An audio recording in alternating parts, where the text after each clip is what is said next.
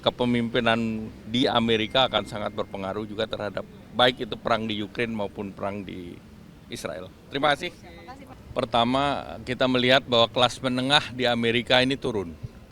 Artinya kalau kelas menengah di Amerika turun, itu makanya pekerjaan presiden terpilih itu penting untuk mengangkat kelas menengah. Nah, bagi Indonesia tentu kelas menengah yang turun akan mengurangi demand terhadap produk-produk Indonesia. Nah, kita ketahui Indonesia dan seperti negara ASEAN yang lain itu mengandalkan konsumsi di Eropa, konsumsi di China maupun konsumsi di Amerika. Sehingga tentu perlu kita perhatikan agar kalau ekonomi dunia kembali sebelum pre-pandemi kan pertumbuhannya relatif tinggi di atas 6%. Sekarang kan masih rata-rata di 3%. Jadi seluruh dunia masih melihat bahwa global belum baik-baik saja. Sehingga kita juga harus memperhatikan perkembangan kekuatan ekonomi di negara-negara lain. Ya. Artinya tapi ada kebijakan dari masing-masing kandidat yang diantisipasi nggak untuk perubahan kebijakan di dalam negeri juga? Ya, kalau kita melihat saja karena memang sekarang dengan kemarin Joe Biden itu kan juga mendorong agar manufacturing kembali ke Amerika. Kalau sebelumnya kan Amerika mendorong manufacturing itu di negara-negara Asia termasuk China. Tetapi sekarang mereka merasa bahwa dengan kekuatan teknologi di Asia yang utamanya Cina juga semakin tinggi, mereka tidak ingin ada ketergantungan terhadap Asia. Makanya mereka keluarkan yang namanya Inflation Reduction Act, termasuk di dalamnya untuk critical mineral. Nah, bagi Indonesia kita sudah mulai berbicara dengan Amerika untuk critical mineral. Karena kita adalah the largest producer daripada nikel dan EV ecosystem, termasuk anodenya. Jadi bukan hanya berbasis kepada bahan baku mineralnya, tetapi anodanya yang basisnya adalah carbon black. Akan ada impact ke harga. Kalau harga minyak tentu impact-nya apa yang terjadi di Timur Tengah, di Middle East. Berapa jauh tit entet antara Iran dan Israel. Tetapi tentu kepemimpinan di Amerika akan sangat berpengaruh juga terhadap baik itu perang di Ukraina maupun perang di Israel. Terima kasih. Makasih Pak. Ya.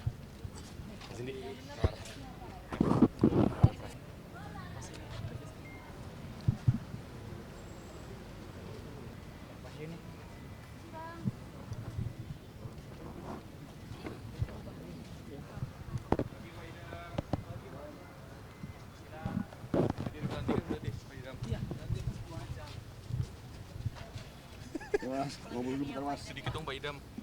Kenapa? Pelantikan ini, Hah? Hari ini informasi yang kami terima lewat surat undangan itu pelantikan pengganti antar waktu anggota KPU Indonesia yang sebagaimana sudah diketahui oleh publik ya, dan penggantinya itu Mbak Ipa ya, dan hari ini jam 11 akan dilantik oleh Bapak Presiden. Sudah 2 bulan Ya, waktunya memang sudah 2 bulan lamanya ya memang. pelantikan merupakan kewenangan penuh Bapak Presiden atau pemerintah. Seperti itu. Kan menjelang pilkada serentak. Iya. Dan terus untuk mengantisipasi politik uang dan sebagainya. Berkaitan dengan mitigasi politik uang, kami sebagai penyelenggara pemilu sesuai dengan apa yang ditugaskan oleh Undang-Undang Pilkada pada kami, itu adalah melakukan kegiatan sosialisasi pendidikan pemilih dan aktivasi partisipasi masyarakat. Karena untuk memutus mata rantai praktek politik uang itu harus melakukan gerakan bersama. Jadi tidak sekedar penyelenggara pilkada, tetapi juga seluruh stakeholder dan pemilih memiliki komitmen yang sama untuk memutus mata rantai praktek politik uang. Tapi kalau mengawal KPUD agar lancar pilkada mulai dari logistik sampai pelaksanaan dan perhitungan gimana? Hari ini informasi yang kami terima dari Divisi Logistik, Mas Yulianto Sudrajat menyampaikan logistik itu lancar, dan untuk informasi lebih lanjut nanti bisa wawancara kepada Mas Yulianto Sudrajat.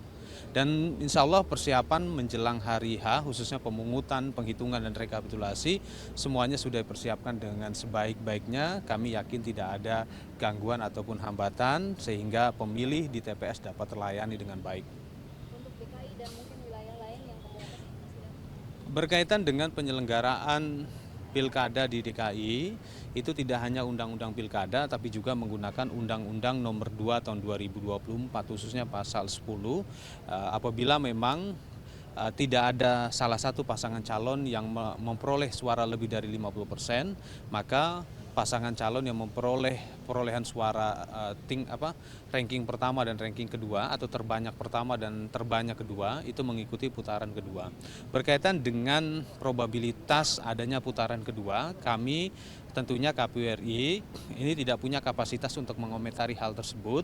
Kita tunggu saja proses pemungutan penghitungan suara di DKI Jakarta. tapi secara teknis bisa disiapkan nggak? Artinya Informasi yang disampaikan oleh rekan-rekan KPU DKI Jakarta, rekan-rekan sudah mempersiapkan semuanya.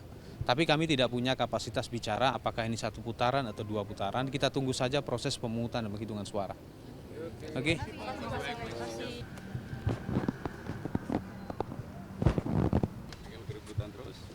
Judulnya udah bagus sih Pak. Apa? Udah? Lanjut Istana. Ya.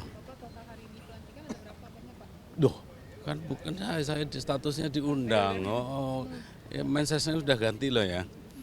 Ya tadi pagi saya barusan ke BNPB untuk memonitor perkembangan terakhir mengenai erupsi Gunung Berapi di Flores Timur di NTT. Ini Pak Kepala BNPB sudah ke lapangan, Pak Wamensos juga ke lapangan untuk ngecek perkembangan terakhir apa yang perlu dilakukan. Sambil jalan juga untuk terus mempersiapkan kemungkinan pasca bencana. Tapi sekarang masih fokus ke penanganan darurat. Ada arahan dari Presiden? Oh sudah jalan. Kementerian Kesehatan juga kan ini erupsi ya, pasti ada masalah kesehatannya sangat rumit. Seperti luka bakar, iritasi di mata, kesulitan pernafasan. Jadi bukan hanya penanganan langsung, tapi juga pengiriman masker dan lain-lain sudah dilakukan. Jadi semua kementerian sudah turun. Tidak ada kendala ya Pak? Insya Allah enggak lah. Ada arahan Moga-moga. dari Pak Presiden nggak sih Pak? Dan kemudian ada apakah Pak